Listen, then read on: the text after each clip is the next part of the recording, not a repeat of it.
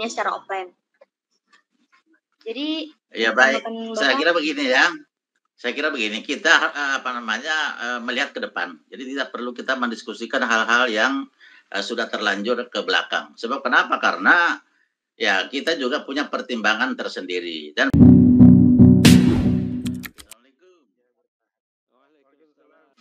Assalamualaikum, selamat malam kawan-kawan mahasiswa. Selamat datang di program Suara Lentera. Jadi pada episode kali ini kita akan membahas tentang kejelasan dan progres kuliah tatap muka serta kemajuan pembangunan kampus Uniska Handibakti.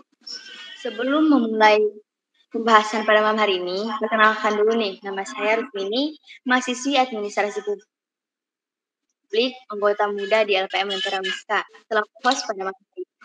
Selanjutnya kita sapa dulu nih bintang kita pada malam hari ini. Ada Bapak Bambang selaku bagian pembangunan dan rehab. Halo Bapak Bambang, apa kabar? Alhamdulillah, Assalamualaikum warahmatullahi wabarakatuh.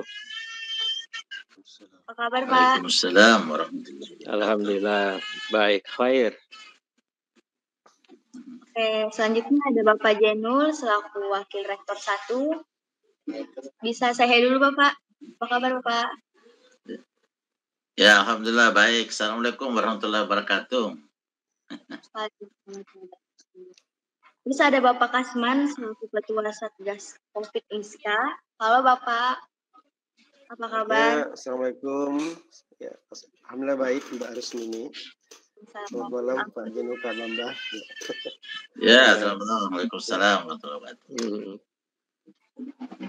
Baik, langsung kita mulai saja Pak. Pertama kita membahas tentang pelaksanaan kuliah tatap muka yang akan dilaksanakan semester genap. Dari data yang saya dapatkan, ada beberapa kampus yang sudah melaksanakan kuliah hybrid, diantaranya ada UIN, UNB, Poltekkes BDB, dan UNLAM yang praktiknya secara online. Nah, terus kita bertanya kepada Bapak Jenul dulu nih.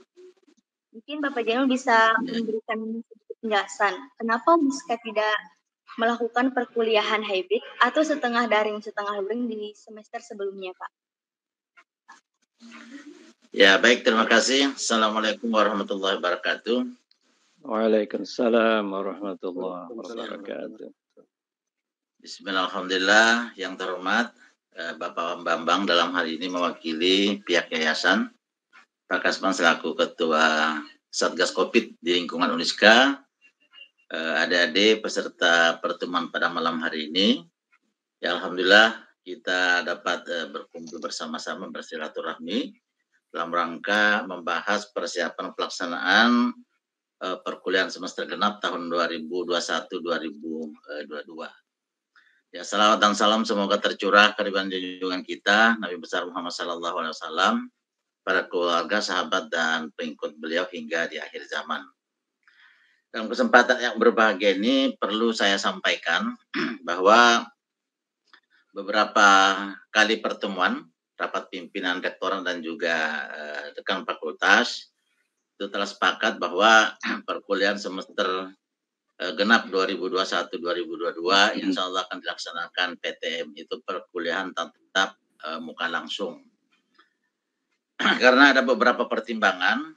Jadi pertama, kalau kita melihat bahwa perkembangan COVID di Kalimantan Selatan, wabil khusus di 3 daerah, yaitu Banjarmasin, Banjarbaru, dan juga Kabupaten Batola, terus melandai dan bahkan relatif cukup terkendali.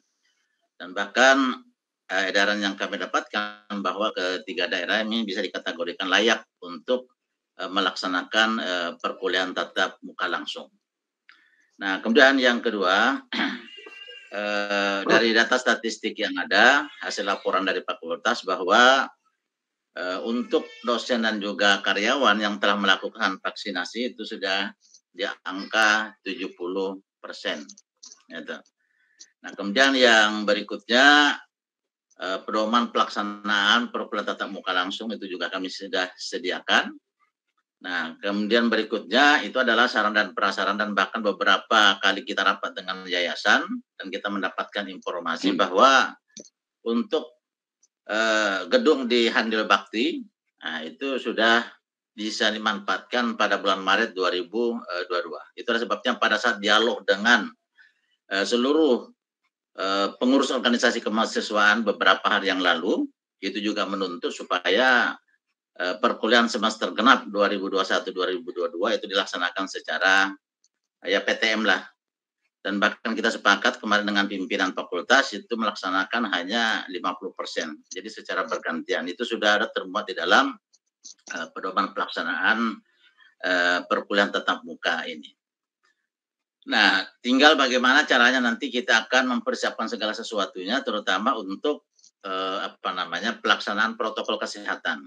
Saya kira kalau protokol kesehatan ini kan tinggal kita melengkapi lah daripada apa yang sudah ada. Kalau saya melihat itu kan sudah selama COVID-19 ini melanda Kalimantan Selatan, itu di kampus kan sudah berjalan itu protokol kesehatan.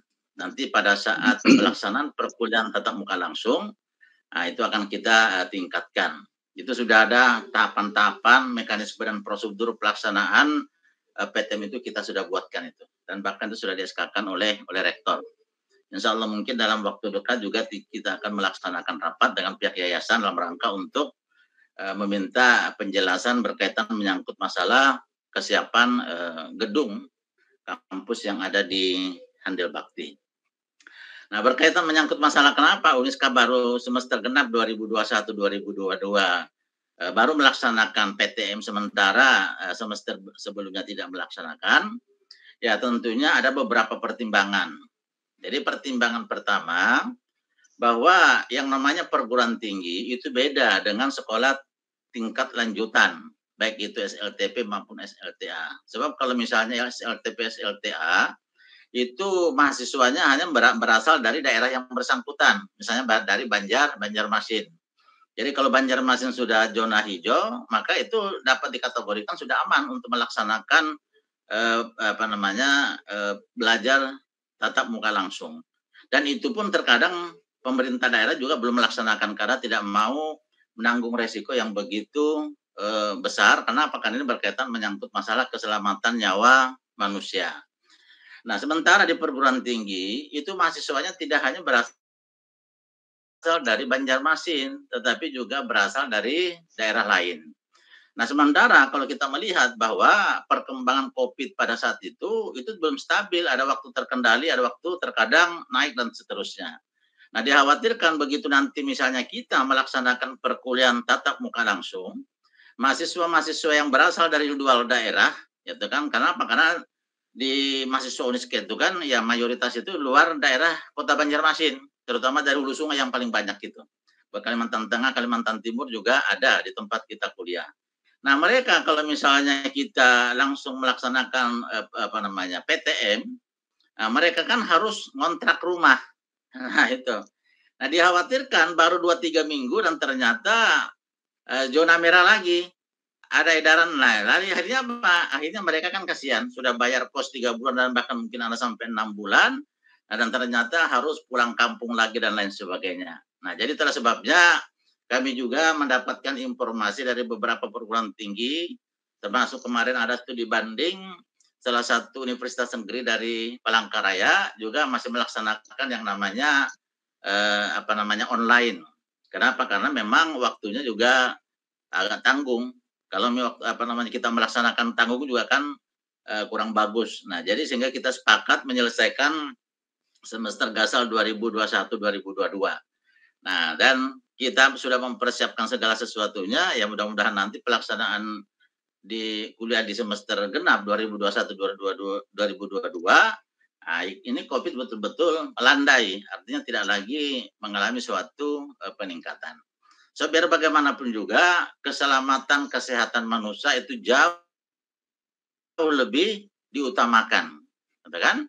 Nah, daripada nanti bermasalah di kemudian hari, ya otomatis itu yang disalahkan itu pasti institusi. Jadi saya kira itulah gambaran umum. Ya, kenapa Uniska itu tidak melaksanakan perkuliahan semester tadi.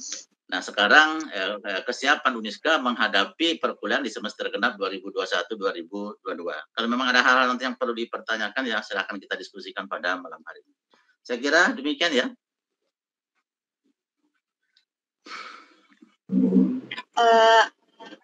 Gini Pak, Tapi kan dari pernyataan saya tadi, yang melaksanakan hybrid tadi itu setengah daring atau setengah luring di semester sebelumnya itu dari perguruan tinggi seperti UIN, UMB, Poltekkes BJB, dan UNLAM yang praktikumnya secara offline. Jadi ya baik, saya kira begini ya. Saya kira begini, kita melihat ke depan. Jadi tidak perlu kita mendiskusikan hal-hal yang sudah terlanjur ke belakang. Sebab kenapa? Karena ya kita juga punya pertimbangan tersendiri. Dan bahkan sebenarnya di Uniska sendiri pun kemarin itu tidak online penuh, tetapi juga ada kegiatan-kegiatan perkuliahan praktikum itu juga dilakukan secara offline. Termasuk misalnya ada ujian skripsi dan lain sebagainya, dan bahkan ujian tesis itu kan. Nah, itu juga offline, itu dibolehkan selama memang kondisinya mendukung. Karena kita pernah membuka kemarin dan ternyata kedisiplinan mahasiswa itu sulit untuk bisa terjaga. Ya kan?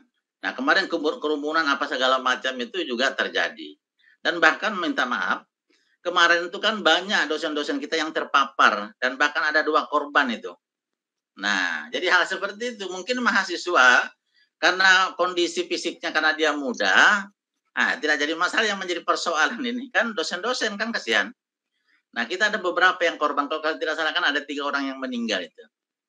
Itu kan. Jadi itulah sebabnya kita lebih mengedepankan yang namanya keselamatan, ya kan? Dan terus terang saja sebagai bahan informasi, ya kan, itu banyak korban-korban COVID yang meninggal. Kemarin itu kan ada pertanyaan, kenapa kok ada korban meninggal dunia kena COVID padahal dia tidak kemana-mana, di rumah aja. Nah, dan ternyata dari setelah dikaji, nah rata-rata itu ada orang tua yang kena COVID tidak kemana-mana itu adalah dibawa oleh anak-anaknya yang sering bergaul di luar. Nah itu dia nongkrong di luar dan lain sebagainya, pulang bawa COVID. Akhirnya ya mungkin dia secara fisik, kondisi fisiknya kuat, nah tapi dia menjangkiti orang di rumah. Akhirnya orang di rumah karena faktor usia ada penyakit bawaan ya sehingga terkena COVID. Memang banyak, termasuk di kampung Bapak itu, keluarga Bapak itu kan banyak, ada beberapa orang yang meninggal.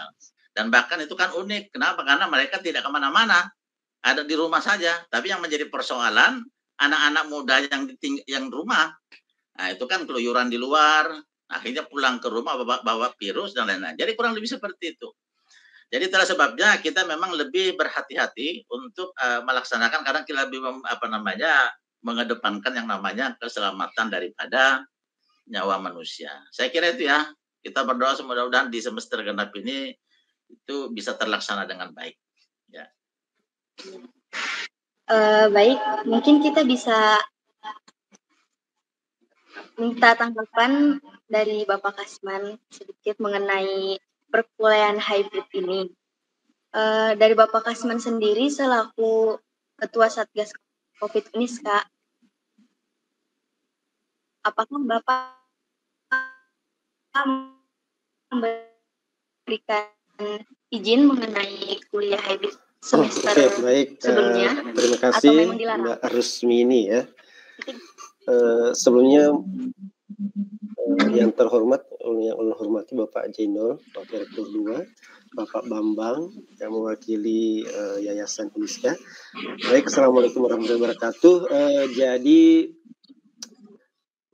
kalau ditanya, ini pertanyaannya luar biasa ya. Ini kalau ditanya apakah tim COVID Uniska memberikan izin. Jadi sebenarnya izin penyelenggaraan itu ada di Kopertis ya, LL Dikti wilayah 11 karena kita kan swasta. Tim COVID dalam hal ini itu membantu pelaksanaan upaya-upaya protokol kesehatan di kampus kita. Oke, jadi tadi saya tangkap dari Mbak Rusmini ini ada beberapa penekanan, beberapa kali menekan kenapa sih semester kemarin kita itu tidak hibrid seperti beberapa kampus yang lain. Ya memang sebenarnya di edaran rektor itu mungkin tidak dinyatakan bahwa kita hibrid ya, tetapi yang saya ingat beberapa kali edaran Pak Rektor itu selama perkuliahan itu menuntut misalnya praktek ya, ya mahasiswa itu memungkinkan untuk pelaksanaan kegiatan di kampus. Misalnya Fakultas Teknik, kebetulan adik ulun juga di Fakultas Teknik Uniska, dia kadang praktik ya, karena memang yang namanya praktik itu kan kalau teknik kan nggak bisa misalnya ngelas online ini kan nggak mungkin ya. Misalnya ada praktikum komputer, laboratorium dan sebagainya itu semuanya memungkinkan dilaksanakan. Tetapi lagi-lagi yang perlu kita pertegas di sini adalah, dan saya pikir juga sudah disampaikan di pertemuan di diskusi Lantera semester kemarin, bahwa yang kita utamakan di sini adalah keselamatan dan kesehatan kita bersama ya. Karena zaman pandemi ini ya kita tidak usah lagi berteori, berceramah dan sebagainya terkait dengan COVID-19. Kita semua sudah merasakan begitu banyak korban, termasuk dosen-dosen kita di Uniska itu ada beberapa yang menjadi korban seperti yang telah disampaikan tadi oleh Bapak Jeno. Jadi kita membantu ya. Jadi kita kalau ditanyakan tim COVID Uniska itu seperti apa, jadi kita ini membantu kampus dalam hal penerapan protokol kesehatan terhadap apapun kegiatan yang akan dilaksanakan, entah itu kegiatan pendidikan, pengajaran, ya, ataupun kegiatan-kegiatan acara-acara yang lain. Mungkin kita belum berbicara untuk kedepannya ya. Tadi ada beberapa catatan bahwa katanya awal Maret kita akan mulai, insya Allah mulai melaksanakan pembelajaran tatap muka. Saya pikir itu hasil rapat tanggal 18 Selasa kemarin Pak Jeno ya. Ya betul. Itu tentunya dengan catatan Dek Rusmi dan ini teman-teman Lantera, dengan catatan kalau kondisi COVID-19 terutama di wilayah kita, Kalimantan Selatan, terutama Banjarmasin, Banjarbaru, Kabupaten Banjar dan Bari Batola, itu kondisinya tetap seperti ini ya. Tetapi tadi saya menengok website COVID-19 Kalimantan Selatan, ternyata 7 hari terakhir ini luar biasa Pak perkembangannya ya. Jadi tadinya 3, kemudian meningkat menjadi 5, sekarang ini terakhir menjadi 21. Ini luar biasa. Artinya ada ancaman sebenarnya yang bisa saja berulang sebagaimana 6 bulan yang lalu ketika kita menghadapi gelombang kedua. Dan juga kalau kita menengok data nasional di covid19.go.id, ini peningkatannya juga luar biasa. 1 minggu terakhir itu meningkat 170%. Yang tadinya jumlah kasus harian itu di bawah 500, terakhir ini 2.900. Itu kan peningkatan yang sangat nyata. Memang kalau dibandingkan dengan negara-negara tetangga seperti Malaysia, Singapura, kita jumlah kasus harian masih jauh lebih rendah. Tetapi yang namanya COVID-19 ini seketat-ketatnya negara-negara lain seperti Amerika, sekarang Prancis, India juga sekarang meningkat terus. Ya kita ya mudah-mudahan lah dengan segala upaya yang dilakukan oleh pemerintah dan juga pemerintah Kalimantan Selatan, mudah-mudahan kita tidak terlalu terdampak supaya pembelajaran tatap muka ini betul-betul bisa terlaksana. Kalau untuk persyaratan tadi saya mencatat yang disampaikan oleh Pak Jainu bahwa lebih dari 70% mahasiswa kita telah divaksin. Ya, itu dosen Pak, dosen. Iya dosen ya dosen. Dosen dan karyawan. Ya betul, dosen dan karyawan. Kedepannya ini tadi ada juga diskusi dengan Pak Jenny. Jadi tim COVID nanti mungkin kerjasama dengan bagian kemahasiswaan akan melakukan semacam survei singkat kepada mahasiswa untuk mengetahui seberapa besar sih cakupan mahasiswa kita yang telah divaksin. Karena kalau kita mau meminta izin, ini ada ini ya, tugas tim COVID ke depan, izin pembelajaran tatap muka di pemerintahan Kota Banjarmasin, Kabupaten Banjar dan Baru-Tokuala Pak ya. Itu kan paling tidak kita harus memiliki data yang valid. Seluruh sivitas akademika paling tidak 70% telah dilakukan vaksinasi kedua. Dan juga nanti kalau memang dilakukan pembelajaran tatap muka, maka syarat ini harus mutlak untuk dipenuhi. Entah itu mahasiswa, dosen, karyawan, itu harus mendapatkan paling tidak vaksinasi kedua. Ya, kalau booster kan mungkin belum. Supaya izin itu bisa dilakukan dan ya kita juga bisa lebih aman untuk melaksanakan pembelajaran tatap muka. Karena kalau kita belajar dari beberapa sekolah-sekolah, ini sekolah-sekolah ya, sekolah itu cakupannya lebih kecil dibandingkan kampus loh. Banyak sekolah-sekolah yang memulai uji coba tatap muka, akhirnya ditutup kembali. Kenapa? Karena terjadi klaster penularan di tingkat sekolah. Apalagi ini kita kampus universitas seperti yang disampaikan tadi oleh Pak Jainul, itu puluhan ribu mahasiswa kalau datang ke kampus itu kan bisa dibayangkan ya dari berbagai daerah, itu luar biasa. Ulun kebetulan latar belakang epidemiologi. Kita tidak berprasangka buruk, tapi saya sebagai yang memahami epidemiologi itu bisa dipastikan akan terjadi penularan di tingkat kampus. Itu kita ini kan mahasiswa ya, kebanyakan mahasiswa. Tapi ini mahasiswa itu daya tahan tubuhnya sangat kuat, seperti yang dijelaskan tadi oleh Pak Jainul. Mungkin dia tidak terlihat menderita. Itu kalau dalam epidemiologi itu disebut sebagai carrier.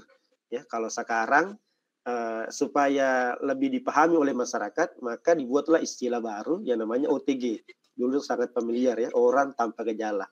Sebenarnya dia menderita, tapi di dalam tubuhnya itu ada virus, tapi dia terlihat menderita. Dan itulah yang sangat berbahaya. Nah, itulah kenapa sampai ada orang tua tidak kemana-mana, hanya di rumah, tapi kok tertular COVID-19 dan sampai meninggal. Ya karena itu.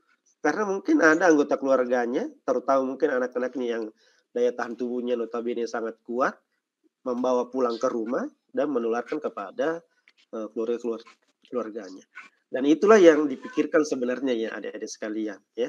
Jadi